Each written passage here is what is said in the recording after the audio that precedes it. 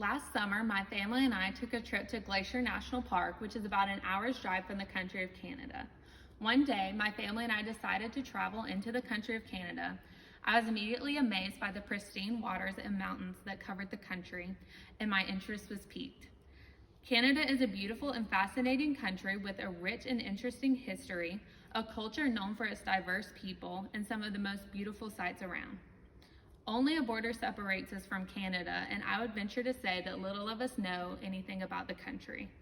Today, I will share with you the history, culture, and attractions of Canada. To begin with, I want to cover the history of Canada. Before the British and French arrived, there were already people that inhabited the land of Canada. Both the British and French colonists were very interested in the lands. The British had way more people than the people of France, and so they outnumbered them greatly.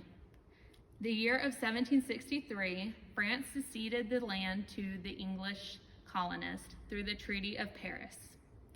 Now that the land was in the British hands, the land was under British rule.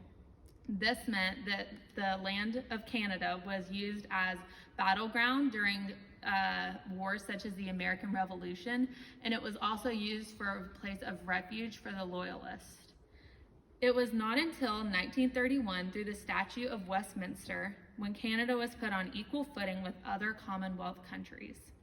History.com tells us it was not until 1982 that Canada adopted its own constitution and became completely independent.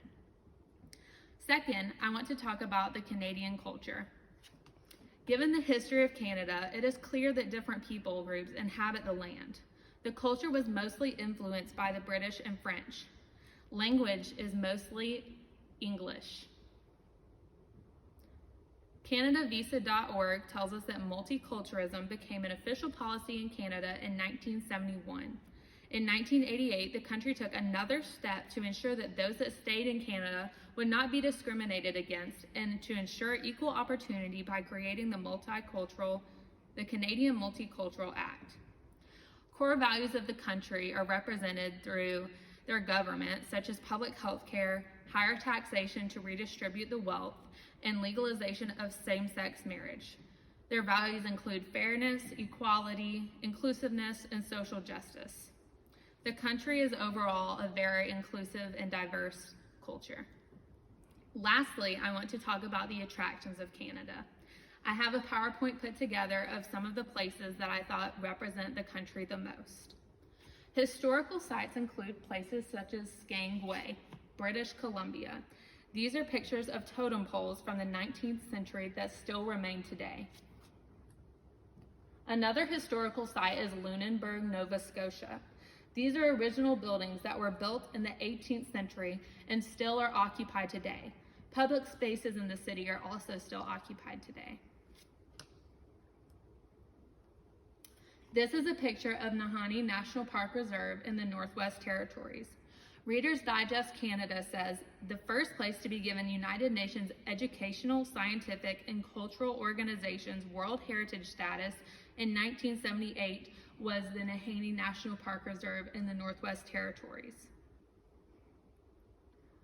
Another national park would be Banff National Park.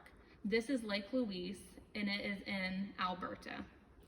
Many of these places are important because one of the cultural aspects is the respect for nature. So that's why these places play such a large part in the country and why I wanted to share them with you. Altogether, Canada is a beautiful and fascinating country with a rich and interesting history, a culture known for its diverse people, and some of the most beautiful sights around.